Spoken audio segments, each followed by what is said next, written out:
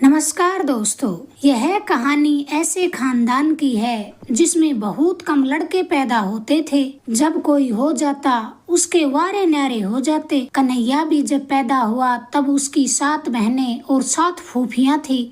हर कोई कन्हैया को हाथों में उठाए रखता। एक तो खानदान में अकेला, ऊपर से सुंदर और तंदुरुस्त, जो भी उसे एक बार देखता मेहरबान हो जाता।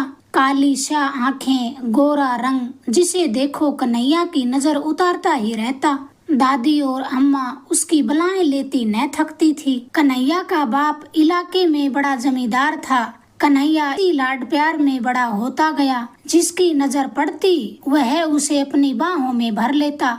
लाड प्यार ने उसे पढ़ने भी न दिया, मगर उसकी माँ धार्मिक औरत थी। वह उसे घर में ही पढ़ाती। वह सुंदर होने के साथ साथ जहीन भी था। जो एक बार पढ़ता फट से याद कर लेता। 10 साल की उम्र तक वह स्कूल के गेट को ही देख पाया। इस उम्र तक बस वह इतना ही जान पाया कि यह स्कूल उसके दादा द्वारा दान की गई जमीन में बना है। वक्त बीतता रहा और कन्हैया भी लाड प्यार के साथ अपनी उम्र गुजारता रहा। इसी दौरान कुछ दिन वह स्कूल भी गया। एक दिन उसने स्कूल के मास्टर को भरी पंचायत में जलील करवाकर गांव के बाहर निकलवा दिया। मास्टर का कसूर बस इतना ही था कि उसने कन्हैया से ऊंची आवाज में कहा, इंसान बनो। कन्हैया ने जब जवानी में कदम रखा तो उसकी सुंदरता को 4 चांद लग गए। भला का खूबसूरत, सजीला, बांका नौजवान, हर औरत, हर लड़की की आंखों और दिलों में उसने अपना घर बना लिया था।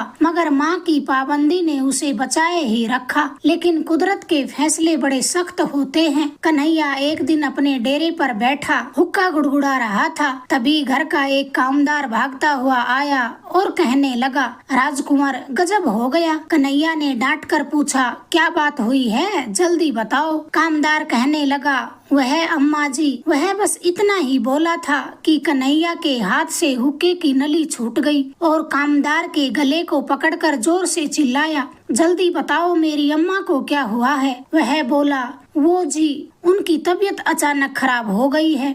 वैद्य ने कहा है कि उनको बड़े अस्पताल में लेकर जाओ, यहाँ उसका इलाज नहीं हो सकता। कन्हैया को इतना ही सुनना था कि उसने दौड़ लगा दी और जोर से चिल्लाता गया, ओए फीके, गड्डी कड्डे। घर पहुंचकर कन्हैया ने अम्मा को गाड़ी में बैठाया और कहने लगा, अम्मा तुझे कुछ नहीं होगा, मैं तुझे कुछ नहीं होने दूंगा।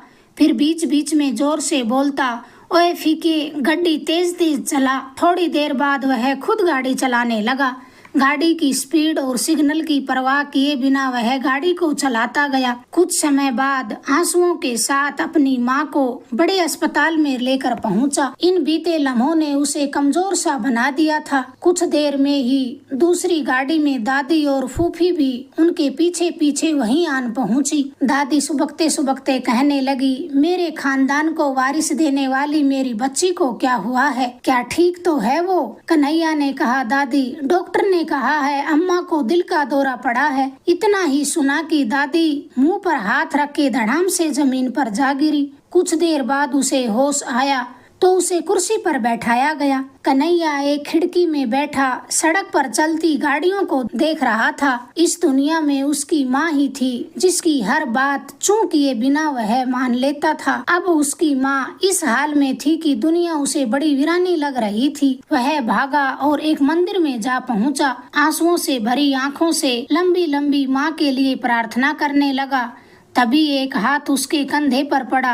उसने पीछे मुड़कर देखा तो एक बुजुर्ग खड़ा था। फिर बुजुर्ग कहने लगा, बेटा, भगवान 70 माओं से भी ज्यादा प्यार अपने बच्चों से करता है। जो भी होगा अच्छा ही होगा। बस इतना कहकर बुजुर्ग तो चला गया। इस बात से कन्हैया को थोड़ा सुकून मिला।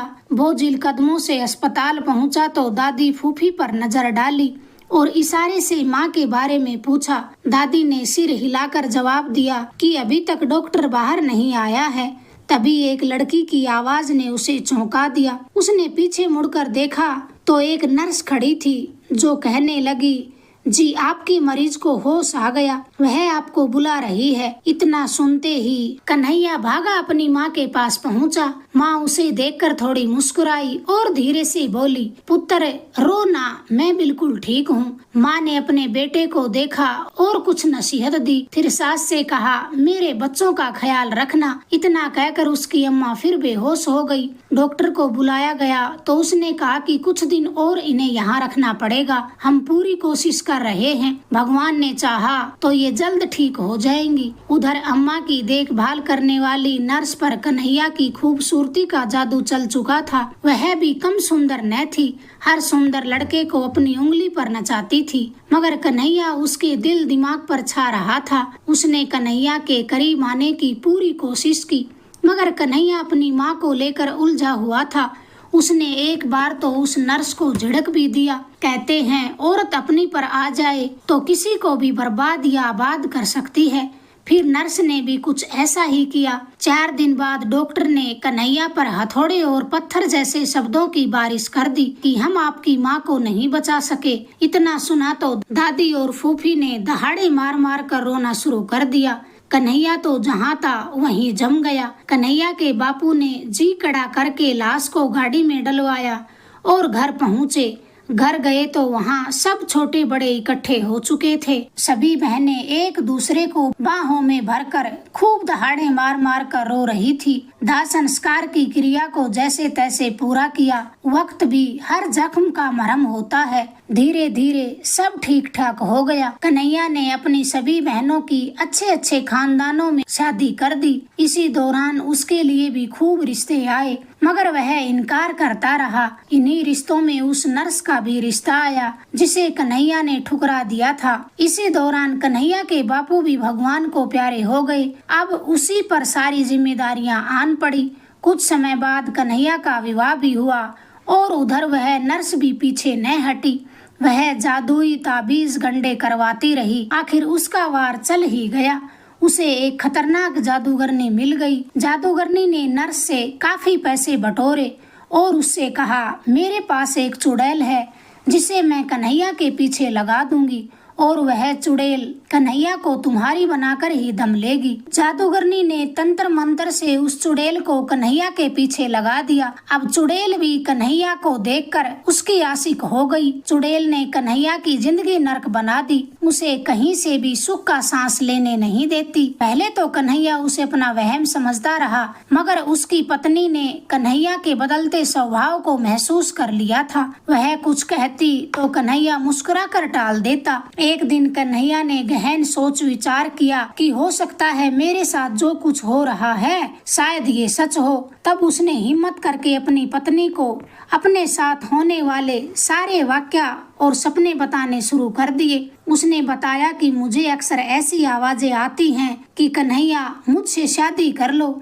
वरना कुछ नहीं बचेगा। मैं इसको अपना वहम समझकर टालता रहा, लेकिन एक दिन जब मैं अपने डेरे पर घोड़े के पास बैठा था तो मुझे फिर से वो आवाज आई। वह कहने लगी, मुझे वहम ना समझ, मैं सचमुच की लड़की हूँ और तुझ पर आशिक हूँ। मेरे प्रश्न का उत्तर दे वरना इस घोड़े को थोड़ी देर में मरा हुआ देखेगा। मैंने कुछ जवाब न दिया तो कुछ पलों के बाद ही मेरा राजा घोड़ा मेरी आंखों के सामने तड़फने लगा। उसने मेरी आंखों के सामने दम तोड़ दिया, मगर मैं कुछ न कर सका। फिर कन्हैया की आंखों से आंसू बहने लगे और वह कहने लगा, हमारे कमरे की वह छत भी गिरी, तब भी मुझे ऐसी ही आवाजें आई थी। तब कन्हैया की पत्नी ने कहा, रोने से कुछ नहीं होगा, या तो इस समस्या का कुछ समाधान करो या फिर मुझे ही काम करने दो। कन्हैया ने कहा, तुमसे जो बन पड़े तुम कर सकती हो। उधर वह नर्स भी उस जादूगरनी पर जोर देने लगी कि तुम तो कह रही थी कुछ दिनों में ही कन्हैया मेरे कदमों में होगा, मगर अभी तक कुछ नहीं हुआ। जादूगरनी ने नर्स से और पैसे मांगे और कहा, अब समझो तुम्हारे मन की कामना पूरी हो जाएगी। नर्स ने उसे पैसे भी दे दिए तो जादूगरनी ने चुड़ैल पर और अधिक दबाव बनाया कि किसी भी तरह जल्दी से कन्हैया के दिलो दिमाग पर काबू पाओ। चुड़ैल जो खुद कन्हैया पर आशिक थी, उसने कन्हैया की और बर्बादी शुरू कर दी। घर क्या, फसल क्या, पशु क्या, सबको तबाही की लाइन में लगा दिया। कन्हैया जो भी फायदे का काम करता उसमें उसे जबरदस्त नुकसान होता। उसका डेरा जानवरों से खाली हो गया और नौकर चाकर भी डर के मारे भागने लगे, जिसके कारण कन्हैया को अपने सारे काम खुद करने पड़ते। इधर उसकी पत्नी भी समस्या से निपटने की जी तोड़ कोशिश कर रही थी। वह हर मंदिर में पीर फकीर के पास गई, मगर उसे कुछ लाभ न हुआ। फिर भी उसने हिम्मत न हारी। जहाँ भी उसे कुछ पता चलता उसी से मदद लेने पहुँच जाती। हालात दिन प्रतिदिन बिगड़ते जा रहे थे। एक दिन की बात है कि कन्हैया अपनी पत्नी के पास बैठा इसी समस्या के बारे में बात कर रहा था। तभी उसकी पत्नी कहने लगी, मैं आपसे कुछ कहना चाहती हूँ, अगर आपको बुरी न लगे तो। कन्हैया बोला, मैं क्यों बुरा मानूंगा, तुम जो चाहो कह सकती हो। उसकी पत्नी कहने लगी, आप उससे ब्याह करने की बात मान क्यों नहीं लेते। कन्हैया उसकी बात सुनकर चौंका और गुस्से से कहने लगा, तुम क्या कह रही हो, तुम्हें होश भी है। उसकी पत्नी ने कहा, तुम्हारी जान बचाने का एक यही तो रास्ता है। तभी कन्हैया बोला कि इससे अच्छा तो मुझे जहर देकर मार दो। उसकी पत्नी ने रोते हुए कहा, भगवान ऐसा ख्याल किसी के मन में न लाए, आप ये कैसी बातें कर रहे हो। पूरी रात दोनों रोते रहे और घर में हो रहे नुकसानों के बारे में बात करते रहे। अब उस हवेली में कोई बड़ा बुजुर्ग भी नहीं बचा था। एक दोपहर में कन्हैया अपनी भैंस को अंदर कमरे में बांध रहा था कि एकदम धड़ाम की आवाज से वह डर गया। भैंस को वहीं छोड़ा और भागकर बाहर जाकर देखा तो देखता क्या है कि साथ वाले कमरे की दीवार और छत गिर गई, जिसमें उसने कुछ बकरियां और 2 गायें बांध रखी थी। कन्हैया तो सकते में आ गया। थोड़ी देर बाद कुछ होश आया तो फिर उसके कानों में वही आवाज गूंजी, मैंने तुम्हें कहा था कि मेरी बात मान लो, मैं कहती हूँ अब भी समझ जा, नहीं मानेगा तो अगला वार तेरे बहुत करीब से होगा, जो शायद तू बर्दाश्त भी नहीं कर सकेगा।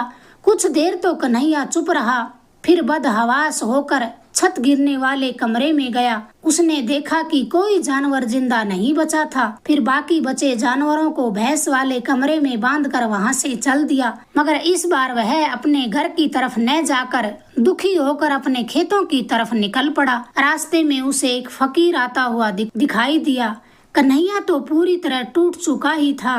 फकीर को देखा तो उसमें उसे साक्षात भगवान नजर आया। उसे देखते ही कन्हैया उसके चरणों में गिर पड़ा। उसके मुंह से तो कुछ न निकला, मगर आंसुओं की धारा बहने लगी। फकीर ने कहा, कहो बेटा, क्या विपदा है। कन्हैया ने शुरू से आखिर तक हर बात फकीर को बता दी। फकीर ने कन्हैया के कंधे पर हाथ रखकर उसका हौसला बढ़ाया और फिर बोले, जानवरों को भगवान ने एक अच्छी सी खूबी दी है कि जब मालिक को कोई तकलीफ होती है तो वे भगवान से प्रार्थना करके स्वयं तकलीफ ओढ़ लेते हैं। उधर नर्स ने फिर जादूगरनी पर दबाव डाला और जादूगरनी ने चुड़ैल पर दबाव डाला तो चुड़ैल को बड़ा गुस्सा आया, क्योंकि वह तो कन्हैया को चाहने लगी थी। उसे इतना गुस्सा आया कि उसने पहले तो नर्स को ही डरा डरा कर मार दिया, फिर कन्हैया की ओर रुख किया। तब तक फकीर ने खेतों में बने तालाब से 1 अंजुली भर पानी लिया, जिसे पढ़कर कन्हैया को पिला दिया और फिर उसने अपने थैले से एक पानी की शीशी निकाल कर कन्हैया को देते हुए कहा, इसमें जो पानी है इसे घर के चारों ओर छिड़क देना। कन्हैया नए उजाले के साथ घर आया। उसने शीशी में भरा पानी घर के चारों ओर छिड़का